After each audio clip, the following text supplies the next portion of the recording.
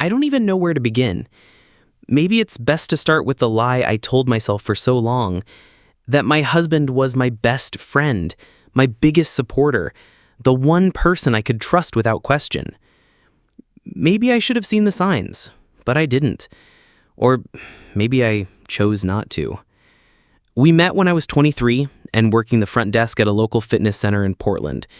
He was 28, charming, charismatic, and had just moved to Oregon for a project management job at a construction firm. I remember how confident he was, how he made everyone around him laugh, how he made me feel like I was the only one in the room. We started dating pretty quickly and moved in together after a year. He proposed to me on a hike at Crater Lake. I said yes before he even finished the question.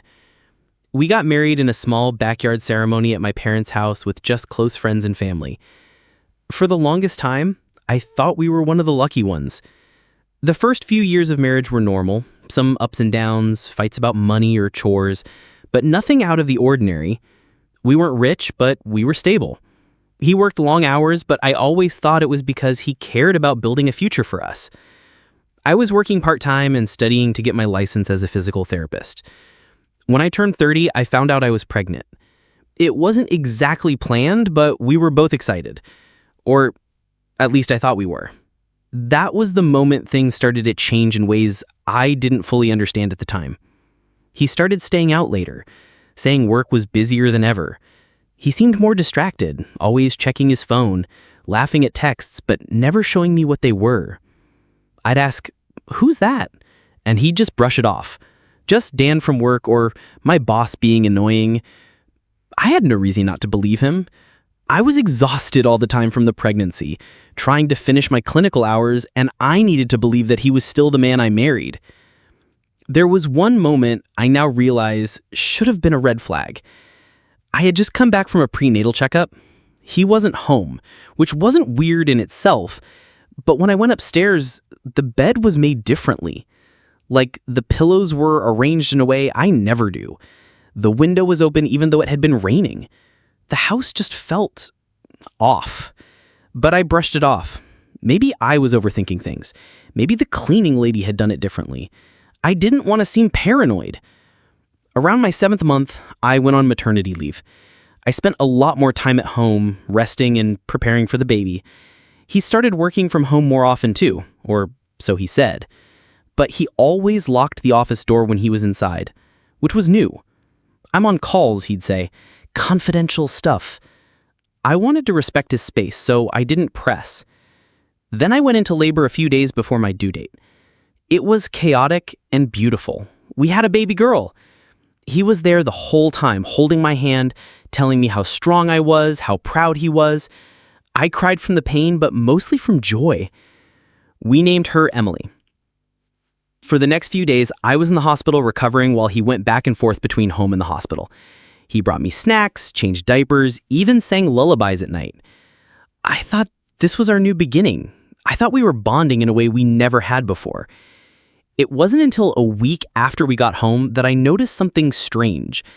I was rocking Emily to sleep while scrolling Instagram. A story popped up from an account I didn't recognize, but the name seemed familiar.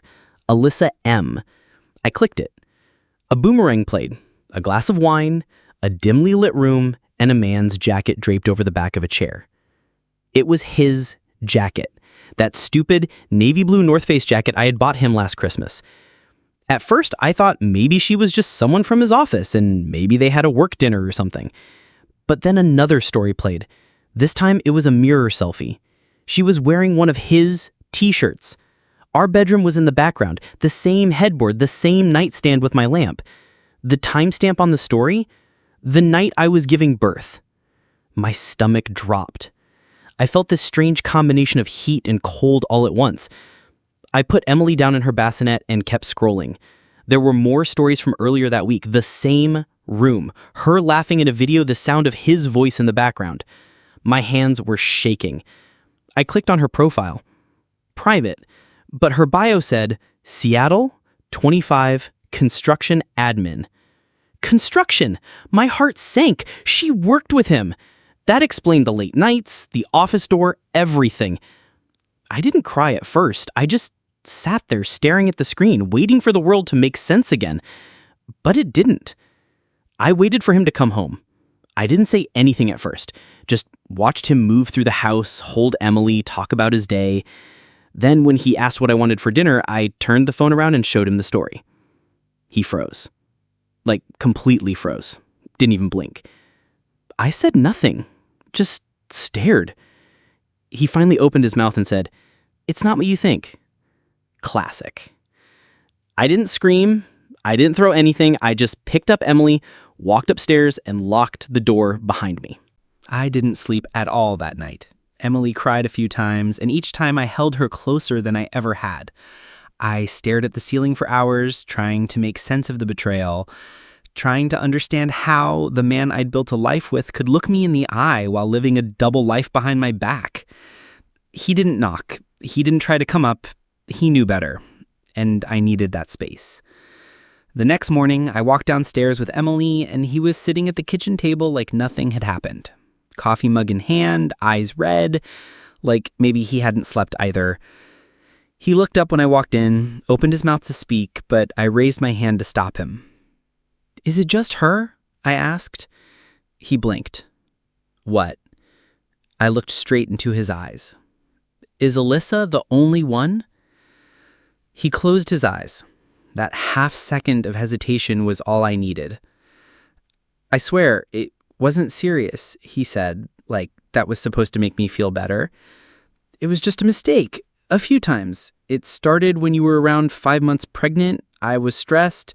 You were busy. We barely talked. I don't know. I messed up." I laughed. It wasn't a real laugh. It was sharp and bitter, something twisted and hollow.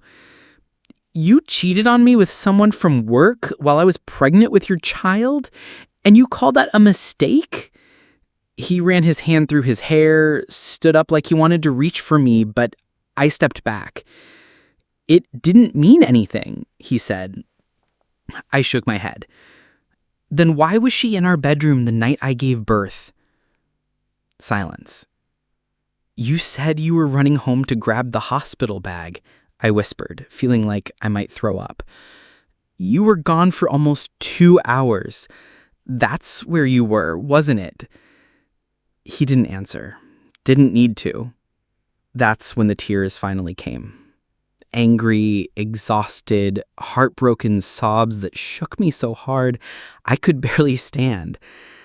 I sat down on the couch, still holding Emily in my arms, her tiny chest rising and falling like nothing had changed in her world.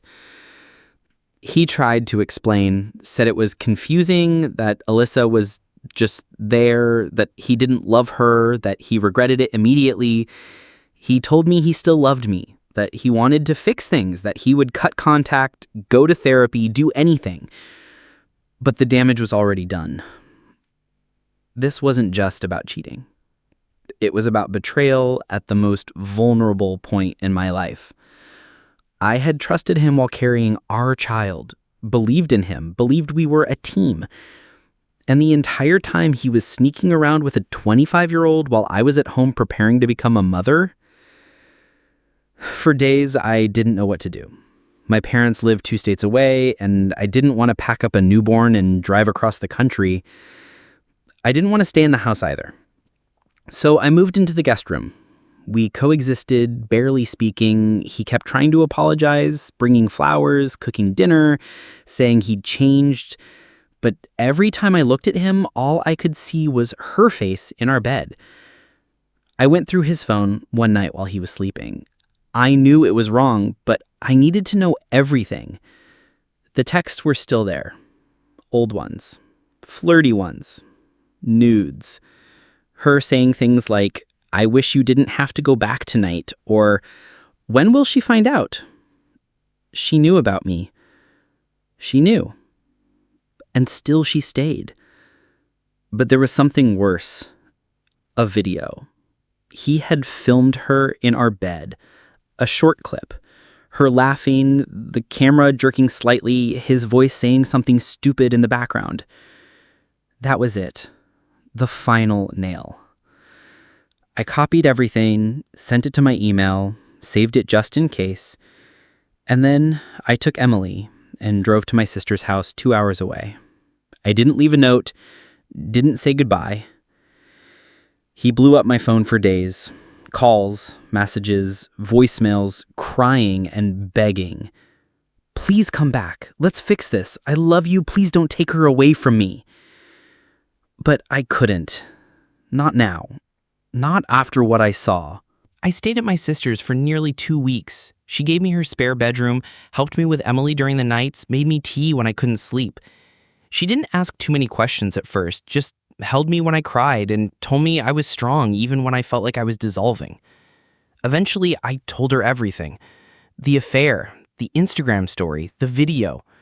Her jaw clenched so tight I thought her teeth might crack. I always thought he was too polished, she said. Too smooth. Now I know why. He kept calling. I never picked up. His texts started off desperate, then turned angry, then manipulative. You're blowing this out of proportion, he wrote once. I made one mistake. Another time, if you cared about Emily having a father, you'd at least let me talk to you. I didn't reply to a single message. I couldn't. I knew the second I gave him space in my head again, he'd find a way back in. He always had a way of making wrong things sound reasonable. Alyssa blocked me, by the way, before I ever reached out. I guess she expected fallout, or maybe he warned her. Cowardly, either way. I thought things were calming down. I even started to sleep better, plan out what custody might look like. Then, about 10 days after I left, I got a call from my old neighbor. Hey, I didn't want to get in the middle of anything, but he's had her over multiple times. I saw her car parked out front. Same one from her Instagram. She even sent me a photo. There it was. The same stupid little black Mazda. Same plate. He hadn't even waited a month. I think that was when the anger really set in. Before that, I was hurt, heartbroken, confused. But that flipped a switch. He had been pretending he wanted to fix our marriage while sleeping with her in the same house our daughter was born in. And when I left, he invited her back like I never existed, like we were just erased. I forwarded the photo to him. No words, just the image. 5 minutes later, he called. I didn't answer. Then the messages came again. Look, it's complicated. I didn't plan for this. I didn't know how to be alone after you laughed.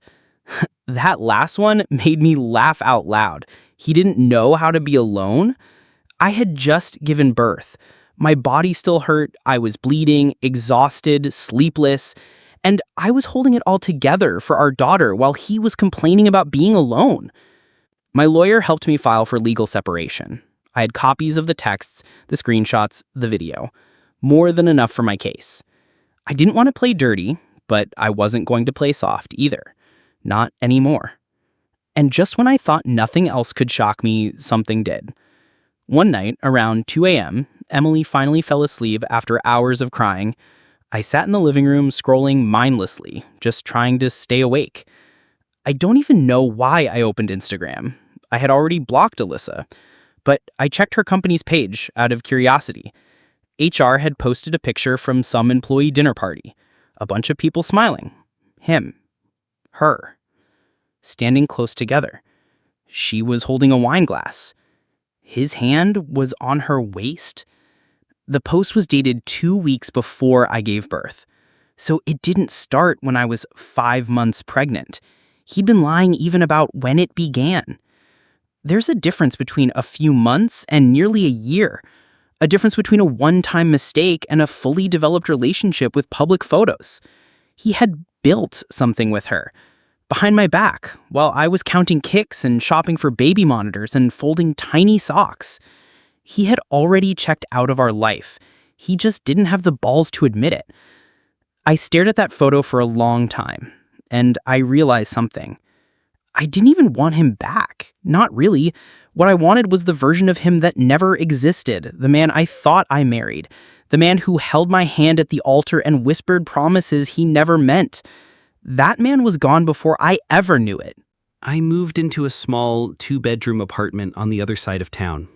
It wasn't anything fancy, beige carpets, outdated kitchen tiles, and a view of the parking lot, but it was mine. Emily called it Mommy's new house, and she decorated her room with stickers and glow-in-the-dark stars we picked out together at the dollar store. I slept terribly the first few nights. I kept waking up in a cold sweat, thinking I heard someone walking in the hallway. It took me a week to stop instinctively reaching for him on the other side of the bed. I'd lie awake, staring at the ceiling, thinking about how I didn't even feel like I had a right to be angry anymore. He apologized, he begged, he cried, but none of it erased what he did. And worst of all, it didn't erase that he had a choice, and he chose her. He chose to lie. He chose to bring her into our home, into my space. He made the conscious decision to throw everything away, and now that the consequences were finally real, he wanted forgiveness like it was a refund policy. The moment that kept haunting me most wasn't even the affair itself, it was her Instagram story. That casual video of her sitting on my couch, drinking from a mug I got for our anniversary, legs tucked under her like she belonged there. She smiled as she turned the camera slightly, and you could hear his voice in the background. He said something about ordering sushi, and she laughed like she'd known him for years. I watched it on loop for hours that night, not crying, just stunned, like my brain couldn't even process the betrayal fully. It felt like I was watching someone else's nightmare. A week later, he showed up unannounced at my apartment. I didn't let him in. We stood in the doorway while Emily napped in the next room. He looked terrible. Unshaven, dark circles under his eyes, like someone who'd finally realized the cost of his actions. He asked if we could talk. I told him if it wasn't about our daughter, I had nothing to say. Then he pulled out a letter from his coat pocket and handed it to me.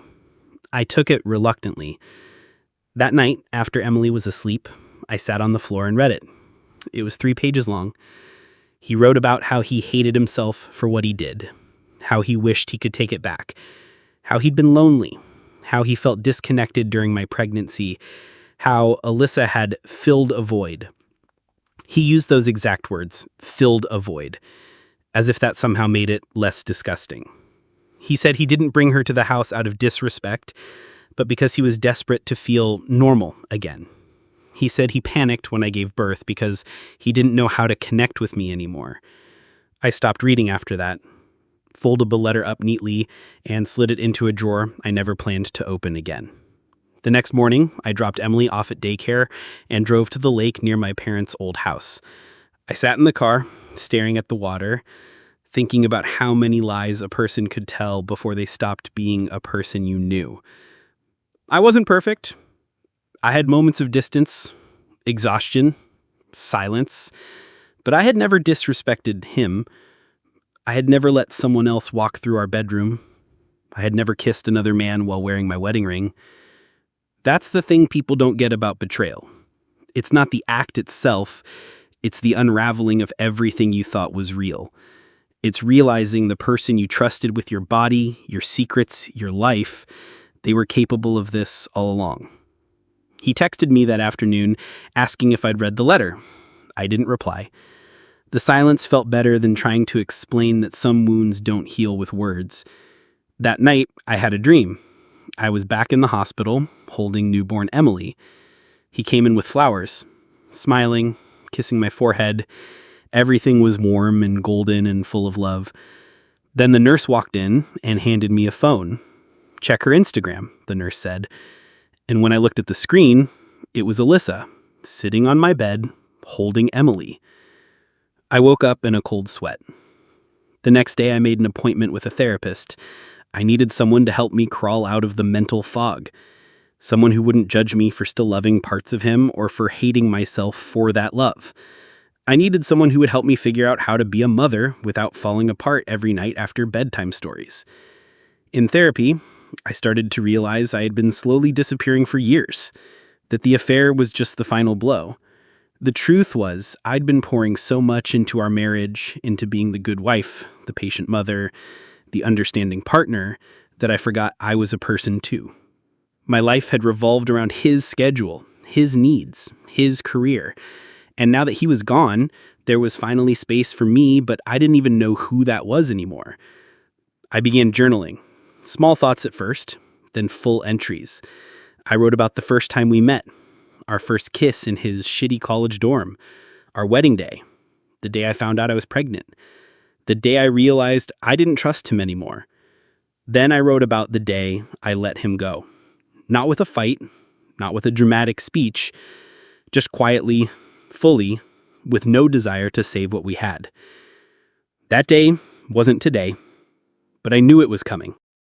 6 months later, I barely recognized the woman in the mirror, and I mean that in the best way possible. The dark circles were gone, the constant heaviness in my chest, the sense of dread that used to follow me around like a shadow, it had finally started to lift. Emily and I had found a rhythm. Our mornings were filled with cereal crumbs and mismatched socks, and our evenings were quiet but peaceful. I got a part-time job at a local bookstore. Small, independent, tucked between a cafe and a flower shop, and it felt like therapy. Surrounded by stories, I found mine again. I started laughing more, sleeping better, smiling for real, not just because someone expected me to. Meanwhile, my ex-husband's life began to unravel in the way that only karma can deliver. Alyssa dumped him 3 months after I left. I didn't dig for details, but word got around. Apparently, she found someone more ambitious and left him with rent he couldn't afford and a stack of bills. He moved back in with his brother, temporarily, then into a roommate situation across town. I didn't gloat, I didn't text him and I told you so. But when I heard about it through mutual friends, I won't lie, there was a deep, satisfying sense of balance. The kind of justice that doesn't scream or make a scene, but settles quietly into place, like a puzzle piece, finally where it belongs. He still saw Emily every other weekend, and I never stopped him from that. She needed her father, even if he had failed me. I made it clear that our communication was strictly about her. No late-night texts, no guilt trips, no just wondering how you're doing. I was done playing therapist to the man who broke me. The biggest shift happened when I realized I didn't miss him anymore. I missed who I thought he was. I missed the version of us that I had built in my head, the future I imagined when I said I do. But the real man, the one who betrayed my trust and brought another woman into our home, I didn't miss him one bit. One afternoon, Emily and I were at the bookstore when a man walked in asking for a poetry collection. He had kind eyes and the kind of calm presence that instantly made the room feel lighter. We talked for a while about books, about how he was trying to get back into reading after a breakup, about how healing wasn't linear. He didn't hit on me, he didn't flirt, but there was a quiet kindness in the way he listened, and for the first time in a long while, I felt something in my chest that wasn't pain. Just a flicker, a gentle curiosity. I'm not saying I met the love of my life that day, but I met someone who reminded me that love doesn't have to be dramatic or cruel or complicated. Sometimes it just starts with feeling safe in someone's presence, and that was enough. My ex, from what I've gathered, is still stuck, bitter, telling mutual friends that I gave up too easily, that I ruined our family. But deep down, I think he knows. He knows he lost more than just a wife. He lost the version of himself that could have been better, the one I believed in for far too long. As for me, I finally forgave myself for staying too long, for not seeing the signs, for believing in someone who didn't deserve it. And in that forgiveness, I found a strange kind of peace. I don't cry when I see our old wedding photos anymore. I don't feel a pang when I pass our favorite cafe. I've made new memories now, new routines, a new version of myself. And this one, she's stronger, wiser, quieter, maybe, but in a way that speaks volumes. To anyone who's been through it, to anyone still lying awake wondering if they'll ever feel okay again, I promise you will. Maybe not all at once, maybe not today, but one morning you'll wake up, make coffee, and realize you didn't think about them for a whole hour, then 2, then a day, then a week, and eventually your life becomes yours again. To the friends who checked in when I didn't know how to ask for help, to my sister who let me cry on her couch at 3 a.m., to the daycare staff who hugged Emily when I couldn't get out of bed, and to the strangers on the internet whose stories reminded me I wasn't alone, thank you. You helped carry me when I didn't even realize I was sinking. I'm still healing. I probably always will be in some small way. But I'm not broken. Not anymore. I'm just a woman who finally chose herself. And that, I've learned, is the bravest thing you can do.